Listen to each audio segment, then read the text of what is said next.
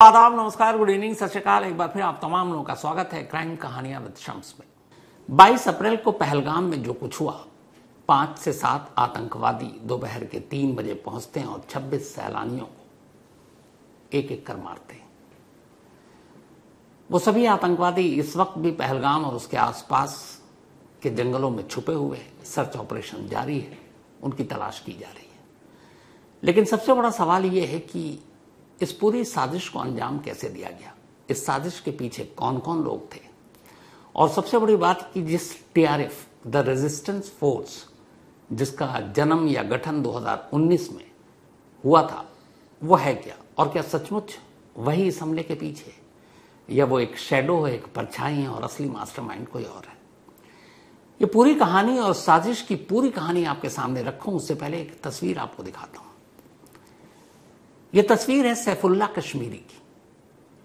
सैफुल्लाह कश्मीरी ही वो शख्स है जो इस वक्त टीआरएफ यानी द रेजिस्टेंस फोर्स का मेन बॉस है, कमांडर इन चीफ।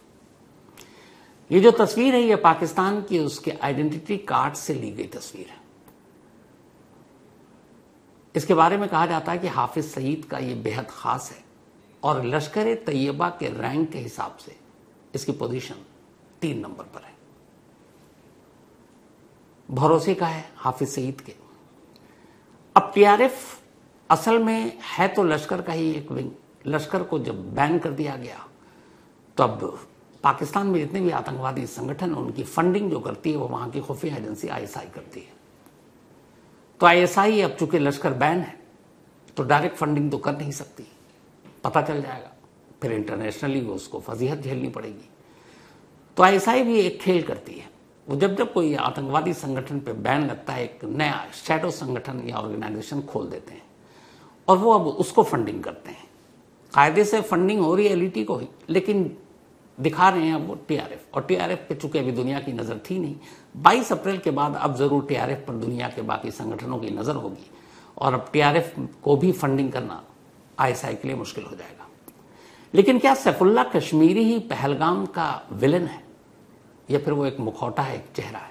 असली साजिश करता कौन है?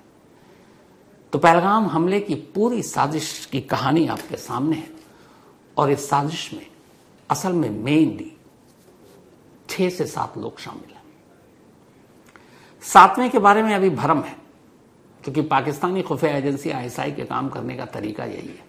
आईएसआई दुनिया की उन संगठनों में से, खुफिया संगठनों में से एक है जिसको पाकिस्तान के अंदर इतना पावर मिला हुआ है कि वो किसी को भी अरेस्ट कर सकती है, किसी को भी मार सकती है, किसी को उठा सकती है। जैसे अपने यहाँ खुफिया एजेंसी रॉ है, रॉ के पास ये पावर नहीं है कि वो किसी को अरेस्ट करे इंडिया के अंदर, क्योंकि उसका काम इंडिया के बाहर का है। लेकिन आईएसआई को ये पावर दे रखा है, क्योंकि आईएसआई एक पावरफुल पाकिस्तान की बॉडी है। यहां तक कि जो पाकिस्तान आर्मी का चीफ होता है वो भी आईएसआई के चीफ को एक दर्जा देता है। तो इस पूरे पहलगाम के हमले की साजिश कैसे रची गई, इसके लिए थोड़ा सा मैं आपको 2018 में ले जाऊंगा। बात 2018 की है। कश्मीर के ही सुंजवान कैंप में एक आतंकवादी हमला हुआ था जिसमें जैश ए मोहम्मद का हाथ था, मौलाना मसूद अजहर के लोगों का। और इस हमले को जो अंजाम दिया था उस वक्त उसके कमांडर का नाम था मियां मुजाहिद। 10 फरवरी 2018 को यह हमला हुआ था। कहते हैं कि इस हमले में जिस तरह से मियां मुजाहिद जो कमांडर जिसका नाम था, यह वही है जैसे अभी सैफुल्लाह कश्मीरी का नाम आ रहा है कि टीआरएफ का यह बॉस है और इसी ने पहलगाम में ये हरकत कराई है। सेम उस वक्त मियां मुजाहिद के नाम पर था, लेकिन मियां मुजाहिद एक मोहरा था, जैसे सैफुल्लाह कश्मीरी एक मोहरा है। असल में उस वक्त इस पूरे हमले के पीछे जिस शख्स का नाम था वो कोई और नहीं बल्कि तब पाकिस्तान में इंडिया डेस्क के इंचार्ज ब्रिगेडियर आमिर हमजा थे। हर देश में इंटरनेशनल एक डेस्क होता है जो उन देशों के ही ऊपर सिर्फ उनका फोकस होता है। तो वैसे ही पाकिस्तान में उनका एक अपना एक डेस्क है जो ज्वाइंट इंटेलिजेंस ब्यूरो के तहत आता है और इस डेस्क का एक हेड होता है। 2018 में इस डेस्क के हेड हुआ करते थे ब्रिगेडियर आमिर हमजा। ये उन्हीं की तस्वीर है। ब्रिगेडियर आमिर हमजा जब पाक सेना से रिटायर हुए तो इसके बाद 24 जून 2017 को एक हथियारबंद शख्स ने ब्रिगेडियर आमिर हमजा को गोली मार दी और उनकी मौत हो गई। उसके बाद से अब पाकिस्तान में एक रूल बना, रूल क्या रिटन में नहीं है लेकिन ऑफ द रिकॉर्ड, कि पाकिस्तान में इंटरनेशनल डेस्क इंडिया का जो भी हेड होगा उसको ज्यादा पब्लिकली दिखाया नहीं जाएगा, उसकी तस्वीर सामने नहीं होगी। और इस वक्त जो पाकिस्तान में इंडिया डेस्क को देख रहा है, ज्वाइंट इंटेलिजेंस ब्यूरो के तहत जो हेड होता है वो ब्रिगेडियर का पोस्ट जरूरी है। तो इस वक्त हैं ब्रिगेडियर खालिद शहजाद। पहलगाम के हमले से ब्रिगेडियर खालिद शहजाद को कहीं से भी आप किनारे नहीं कर सकते। इस हमले के तार ब्रिगेडियर खालिद शहजाद से जाकर जुड़ेंगे ही जुड़ेंगे। क्यों जुड़ेगा? उसकी वजह यह है कि पाकिस्तान में जितने भी आतंकवादी संगठन हैं वो अपने बलबूते पे काम नहीं करते, चाहे लश्कर हो, चाहे जैश हो, चाहे कोई और हो, यहां तक कि डी कंपनी। इनको घूम फिरकर कुछ पाकिस्तानी सेना और पाकिस्तानी आईएसआई के पास जाना पड़ता है। तो पहलगाम की साजिश कुछ यूं बुनी गई कि जो इंडिया डेस्क का हेड ब्रिगेडियर खालिद शहजाद, कश्मीर में आर्टिकल 370 हट गया, टूरिस्ट आने लगे, टूरिज्म शुरू हो गया। पाकिस्तान को बेचैनी हुई कि ये कैसे हो रहा है। जम्मू कश्मीर के स्टेट का दर्जा भी छीन लिया गया लेकिन कुछ उलट पुलट तो हो नहीं रहा है। तो अब ये हुआ कि कुछ करो कुछ करो, और ये इशारा मिलता है इंटरनेशनल डेस्क जो इंडिया का हेड होता है, वहां से ये पहली शुरुआत होती है। लेकिन चूंकि ब्रिगेडियर का पोस्ट ऐसा होता है कि ये फील्ड में नहीं होता, ये ऑफिस में बैठा होता है, तो असली काम होता है मेजर का, जो इंटरनेशनल डेस्क के अंदर काम कर रहे होते हैं। कई मेजर होते हैं जिनका काम ये सिर्फ इंडिया पे फोकस करना। तो ऐसी एक मेजर को इंडिया डेस्क के तहत इस काम पर लगाया गया कि देखो 2019 के बाद कुछ हुआ नहीं है, कुछ करो। अब उसने काम करना शुरू किया, लेकिन वो कैसे करेगा? तो वो वहां के आतंकवादी संगठन के साथ बातचीत करता है। इस वक्त पाकिस्तान में सबसे पावरफुल आतंकवादी संगठन वही बैन आतंकवादी संगठन एलईटी यानी कि लश्कर तैयबा है, जिसका बॉस है हाफिज सईद। तो अब मेजर हाफिज सईद से मिलता है। कैरेक्टर आप देखिएगा, शुरुआत होती है एक इंटरनेशनल डेस्क के मेजर से। मेजर ने शुरुआत की कि कुछ करना है, कुछ करना है, ऊपर से प्रेशर है। अब वो पहुंचता है हाफिज सईद के पास, क्योंकि वो सबसे पावरफुल शख्स है। हाफिज सईद से जाकर कहता है कि कुछ प्लान करो, कुछ प्लान करो। हाफिज सईद कहता है ठीक है मैं करता हूं। अब हाफिज सईद का संगठन बंद है, एक शैडो ऑर्गेनाइजेशन शुरू हो चुका, टीआरएफ। अब हाफिज सईद टीआरएफ का जिसको उसने हेड बनाया, सैफुल्लाह कश्मीरी, उससे बात करता है। कहता है कि कश्मीर की रिपोर्ट दो, क्या कर सकते हैं, कैसे कर सकते हैं, कब कर सकते हैं। अब सैफुल्लाह कश्मीरी अपने लोगों से, जो उनके लड़कों को ट्रेन करता है, जो सरहद पार कराता है, उनसे बात करता है, प्लान करता है, और वो अपने आइडियाज देता है हाफिज सईद को। अब हाफिज सईद उसमें से कई आइडिया को ड्रॉप करता है, कुछ आइडिया उसको पसंद आता है, वो मेजर के साथ शेयर करता है। अब एक स्टेज ऐसा आता है जब हाफिज सईद और मेजर, जो इंटरनेशनल डेस्क इंडिया को देख रहा है, उन दोनों में आपस में सहमति हो जाती है कि हाँ ये प्लान कारगर है। लेकिन अभी उस प्लान पे फाइनल मोहर नहीं लगा है। अब उस मेजर को लगता है कि अच्छा क्या प्लान है, कैसे होगा, क्या होगा, कितने लड़के होंगे। तो हाफिज सईद फिर सैफुल्लाह कश्मीरी से बात करता है, कहता है कम से कम 20 लड़के हमारे रेडी हैं। मेजर कहता नहीं, उनकी पहले टेस्ट लेंगे। तो बाकायदा ऐसे लड़कों की बाकी ट्रेनिंग के अलावा कमांडो और जो टेस्ट लिया जाता है, इनका मेडिकल चेकअप भी होता है कि हेल्थ ग्राउंड पे ये कैसे हैं।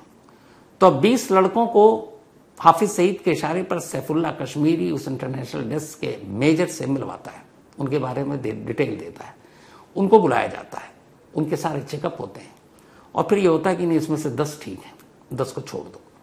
अब जो 10 हुए, 10 को बाकी रख दिया, बाद में काम आएंगे। अब उन 10 में भी से 2 ग्रुप बनाया और उसके बाद उनको ट्रेनिंग दी। ट्रेनिंग में ज्यादा से ज्यादा 2 हफ्ते का काम होता है, क्योंकि वो पहले से ही ट्रेंड होते हैं। अब ट्रेनिंग हो गई, हाफिज सईद, सैफुल्लाह कश्मीरी और वो मेजर, ये तीनों अब एग्री हो गए कि हाँ ये टीम है और साजिश ये है। अब नेक्स्ट स्टेज आता है, वो मेजर इंटरनेशनल डेस्क के हेड यानी ब्रिगेडियर के पास जाएगा, और इस वक्त ब्रिगेडियर है खालिद शहजाद। अब खालिद शहजाद के पास मेजर गया, उसने सारा ब्लूप्रिंट बताया कि ऐसे ऐसे ये साजिश है, पहलगाम में इस तरह से करना है। कौन लोग होंगे, क्या होंगे, कितना थ्रेट है, कितनी कामयाबी के चांसेस हैं, ये सारी हर चीज माइनस प्लस सारी बातें हो गई। अब सारी बात होने के बाद brigadier Khalid Shahzad international desk का हेड इंडिया का, जो पाकिस्तान में बैठकर देखता है, वो मुतमईन हो गया। उसने कहा प्लान सही है, यहां के बाद प्लान पे अमल नहीं होता। अब ब्रिगेडियर जो है वो सीधे आईएसआई चीफ के पास जाता है। यानी यहां पे ब्रिगेडियर खालिद शहजाद जब पूरी तरह से संतुष्ट हो गया कि मेजर की रिपोर्ट सही है, हाफिज सईद की भी सही है और सैफुल्लाह कश्मीरी की भी है, तो अब आईएसआई के चीफ से कांटेक्ट करेगा। लेकिन आईएसआई के चीफ से कांटेक्ट करने से पहले ब्रिगेडियर खालिद शहजाद मेजर के साथ हाफिज सईद और फिर सैफुल्लाह कश्मीरी, इन लोगों के साथ एक मीटिंग करेगा और पर्सनली ये जानेगा कि इस प्लान में कितना दम है। अब जब मेजर के बाद ब्रिगेडियर भी कंफर्म हो गए कि सब कुछ ठीक है, तब वो आईएसआई चीफ के पास पहुंचते हैं। अब आईएसआई के चीफ जो इस वक्त है आसिम मलिक, आईएसआई का जो चीफ होता है वो पाकिस्तान में आर्मी चीफ से भी ज्यादा पावरफुल माना जाता है, क्योंकि आर्मी चीफ को भी ग्राउंड की रियलिटी उतनी पता नहीं होती जितनी वहां की खुफिया एजेंसी आईएसआई चीफ को होती है। और जो भी वहां का पाक आर्मी चीफ बनता है वो कभी न कभी आईएसआई का बॉस जरूर रहता है। जो अभी पाकिस्तान के आर्मी चीफ हैं आसिम मुनीर, वो भी आईएसआई के हेड रह चुके हैं। तब आईएसआई चीफ के पास ये लोग पहुंचे, सारी प्लानिंग बताई। आईएसआई चीफ अब अपने लेवल पर इंफॉर्मेशन कलेक्ट करता और देखता है कि इसमें कितना दम है, इस प्लान में कितना दम है, कामयाब होगा कि नहीं। जब उसे लगता है सब ठीक है और वो फाइनली अपनी मुहर लगा देता है, तब फिर अब यहां से मेजर पीछे, हाफिज सईद पीछे, सैफुल्लाह कश्मीरी पीछे, ये सब हट गए। अब बात ब्रिगेडियर से आईएसआई चीफ तक, दो लोग। अब ISI chief Pakistan army chief को कांटेक्ट करता है, जो इस वक्त आसिम मुनीर है। आसिम मुनीर को आईएसआई चीफ ब्रीफ करता है कि ये एक प्लान है कश्मीर में, पहलगाम में, इसको करने का ये तरीका है, ये प्लानिंग है, इतने लड़के हैं, तारीख ये होगी, सरहद इस वक्त पार कराएंगे, और इसमें क्या क्या डूज डोंट सब। और साथ में आईएसआई चीफ को यह भी बताना पड़ता है पाकिस्तानी आर्मी चीफ को कि इस हमले को अंजाम देने के क्या फायदे और क्या नुकसान होंगे। इस सारी चीजें उसको ब्रीफ करनी है। अब पाक आर्मी चीफ को आईएसआई चीफ ने ब्रीफ कर दिया। आर्मी चीफ को लगा कि बिल्कुल सॉलिड प्लान है। आर्मी चीफ अब उसमें अपनी मुहर लगाता है। तो अब तक बात मेजर से इंटरनेशनल डेस्क के, जो इंडिया देखता है, brigadier international desk 2, Hafiz Saeed 3 character, Saifullah Kashmiri 4 जिसको इस ऑपरेशन को लीड करना है, इसके बाद आईएसआई चीफ 5 हो गया, इसके बाद पाकिस्तानी आर्मी का जनरल चीफ 6 कैरेक्टर हो गए। अब यहां एक और चीज होती है, दुनिया के किसी भी देश की खुफिया एजेंसी जो भी एक्शन लेती है किसी दूसरे देश में, वो अपनी सरकार को भरोसे में लेती है। लेकिन यहां कई बार ऐसा पहले हुआ है कि जो पाकिस्तानी आर्मी का चीफ है वो सरकार को अपनी उस लायक मानता ही नहीं है। इसीलिए कहते हैं पाकिस्तान में कठपुतली सरकार होती है। असल में वहां जो आर्मी चाहती वही होता है। तो कई बार वो चाहे तो पाकिस्तान प्राइम मिनिस्टर को बता दे, कई बार चाहे तो नहीं बताए। तो अब अगर यहां पाकिस्तानी प्राइम मिनिस्टर को बता दिया गया पाकिस्तानी आर्मी चीफ ने कि ये ऑपरेशन है, तो इस हिसाब से कैरेक्टर हो गए अब 7। अब हर तरफ से मुहर लग गई। जब मुहर लग गई तो इसके बाद अब ऑपरेशन की बारी आती है कि इन टेररिस्ट को कैसे पहलगाम भेजना है। किश्तों में भेजा जाता है ताकि शक न हो, और सबसे बड़ी बात यह होती है कि कोई भी टेररिस्ट जब सरहद पार से आता है तो अपने साथ हथियार लेकर नहीं आता, वो निहत्था होता है, क्योंकि हथियार के साथ पकड़े जाने का रिस्क ज्यादा होता है। तो वो चरवाहे के भेष में, कश्मीर के गांव वालों के भेष में, इस तरीके से वो एक आम आदमी के भेष में वो सरहद पर दाखिल होता है। और कई बार अगर पकड़ भी लिया किसी नाकेबंदी पर, किसी चेक पोस्ट पर, तो चूंकि उसके पास कुछ है नहीं, कागजात पहले से ही तैयार है, तो कोई शक होता नहीं, हथियार मिलता नहीं, तो वो आराम से दाखिल हो गया। अब हथियार क्यों नहीं भेजा जाता? क्योंकि ऑलरेडी यहां पर उनके जो लोकल हेल्पर है, जो लोकल हेल्प करते हैं, उन्हें इस ऑपरेशन के साथ पहले से ही शामिल कर दिया जाता है। उनको पता है कि किस जगह ये पहुंचेंगे और कहां पे इनको हथियार डिलीवर करना है। अब हथियार भी ऐसे डिलीवर नहीं होती कि अगर सपोज उनको 5 AK-47 या DSL जो भी चाहिए, LGM और बाकी हथियार, तो एक साथ कभी लेके नहीं चलेंगे क्योंकि पकड़े जाने का खतरा है। वो एक हथियार के 4 टुकड़े करके असेंबल कर देते हैं और उसी हिसाब से ये पहुंचाते हैं ताकि कहीं पकड़े भी गए तो एक पार्ट अलग, एक पार्ट अलग, कई लोगों को पता ही नहीं है। तो अब ये हथियार भी पहुंचा दिए गए किश्तों में। जब हथियार पहुंच गए, टारगेट पता है, अब बात आती है रैकी की। तो जो टेररिस्ट, जो ग्रुप, जो मॉड्यूल इस ऑपरेशन को अंजाम देने वाला है पहलगाम के अंदर, वो खुद कभी रैकी करने नहीं जाएगा क्योंकि पकड़े जाने का डर है। वो जंगल में करीब जाकर अपना ठिकाना बना चुका है, वहीं बैठा हुआ है। अब जो उसके लोकल सपोर्ट हैं, वो लोकल सपोर्ट रैकी करेगा उस जंगल पे जहां वो छुपे हैं, वहां से लेकर उस पहलगाम तक। और रैकी करने के बाद वो एक एक चीज बताएगा बाकायदा नक्शे के साथ कि मैं इस रास्ते से गया, इस रास्ते पे आया, वहां पर इतने थे, वहां पे इतने थे, यहां पे कुछ रास्ते टेढ़े मेढ़े हैं, यहां पे सपाट हैं, इतना वक्त लगेगा यहां तक जाने में, इतना वक्त लगेगा वापस आने में। और एक बार नहीं, कई दिन तक, कई दिनों में ये पता चलता है कि किसी दिन ऐसा तो नहीं है कि पूरा सीन ही बदल गया हो। तो कई दिनों की रेकी, बारीक से बारीक डिटेल, अब वो उन मॉड्यूल को बताता है जो ऑलरेडी छुपा हुआ है, जिसे असल हमले को अंजाम देना है। अब ये हो गया। इसके बाद तारीख तय। तारीख तय के बाद ये लोग निकलते हैं। 22 अप्रैल को हमला करते हैं, गोली मारते हैं और उसी रास्ते से निकल जाते हैं। लेकिन बात इतनी नहीं है, उनका मकसद सिर्फ आकर हमला करना, बेगुनाह लोगों को जान से मारना नहीं था। इसीलिए एक शुरू में मैंने कहा था कि TRF सिर्फ एक शैडो है, परछाई है। असली मास्टरमाइंड कश्मीरी भी नहीं है, जो सैफुल्ला कश्मीरी। यह इनका सिर्फ मकसद ये नहीं था कि ज्यादा से ज्यादा लोगों को मारना। ये एक साइकोलॉजिकल वॉर था जिसके लिए ट्रेन करके भेजा गया था। इन सभी को यह कहा गया था कि जब तुम जाओगे और मारोगे लोगों को, बेकसूरों को, तो उनसे उनका धर्म, उनका मजहब पूछोगे, उनसे कलमा पढ़वाओगे, और जो लोग उसमें से मुस्लिम निकले, कलमा पढ़ दें, उनको छोड़ देना, और जो हिंदू निकले उनको मार देना, जो भी नॉन मुस्लिम हो। अब ऐसा क्यों? इससे पहले नहीं किया था इन्होंने, क्योंकि उन्हें मालूम है कि कश्मीर 2019 के बाद से, जब से आर्टिकल 370 हटा, जम्मू कश्मीर के एक अलग स्टेट का दर्जा भी दूसरी तरीके से दिया गया, यूनियन टेरिटरी बना, इलेक्शन हो गए, कोई कुछ नहीं हो रहा है। तो उनके मन में यह था कि कश्मीरी भी अब धीरे धीरे पाकिस्तान से दूरी बना रहे हैं, कश्मीरी नौजवान भी अब धीरे धीरे अपने रास्ते पर चल रहे हैं, और वहां अब रोजगार है, टूरिज्म है, लोग खुश हैं, और ये टेररिज्म और आतंकवाद से अब दूर जा रहे हैं। पाकिस्तानी आर्मी, पाकिस्तानी ISI, पाकिस्तान के आतंकवादी संगठन LEAT, इन सबको ये बर्दाश्त नहीं था। तो उनका मकसद सिर्फ लोगों को मारना नहीं था, 2 काम करने थे। एक काम ये कि लोगों से उनका धर्म पूछ पूछ कर, खासतौर पर हिंदुओं को निशाना बनाओ। और एक वजह यह भी थी कि उन्होंने जो बॉडी कैमरा और अपने हथियारों पर कैमरा लगा रखा, अगर आजकल परसों कभी उस तरह के वीडियो आपको देखने को मिले तो चौंकिएगा मत, क्योंकि ये प्रोपेगेंडा का ही एक पार्ट होगा। लेकिन उससे पहले ही जितने चश्मदीद मिले, उन्होंने बाकायदा बताया कि उनसे उनका धर्म पूछा गया। जिन लोगों ने कलमा पढ़ा उनको छोड़ दिया गया, जिन्होंने नहीं पढ़ पाए उन्हें मार दिया गया। इसका मकसद ये था सिर्फ 2।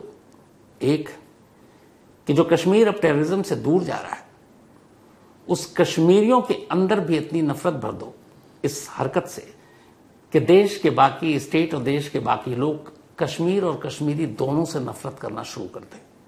आधा काम हो जाएगा, यही उनका मकसद है। क्योंकि जब इस इंसिडेंट के बाद कश्मीर और कश्मीरियों से आप नफरत करना शुरू करेंगे तो क्या होगा अंजाम?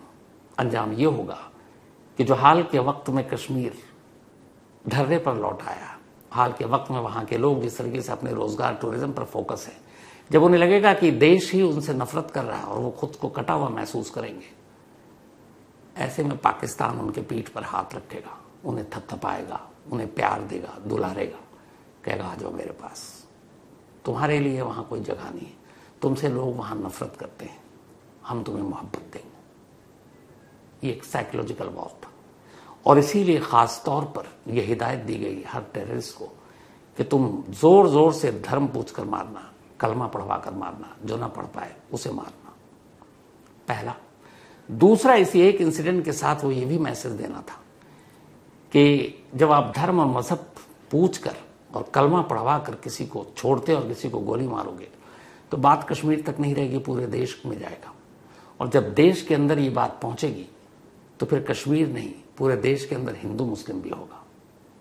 हिंदू मुस्लिम के बीच नफरत बढ़ेगी, खाई बढ़ेगी, हो सकता है कुछ जगह पे लोग एक दूसरे को लेकर हिंसक हो जाए। तो जब ये नफरत बढ़ेगी और बात हिंदू मुस्लिम और बंटवारे तक आ जाएगी तो फायदा किसको होगा? सीधे पाकिस्तान को, क्योंकि पाकिस्तान कभी नहीं चाहता कि इंडिया स्टेबल हो, इंडिया पीसफुल रहे, इंडिया में हिंदू मुस्लिम मिलजुल कर रहे, इंडिया में खुशहाली हो, शांति हो, कभी नहीं चाहेगा।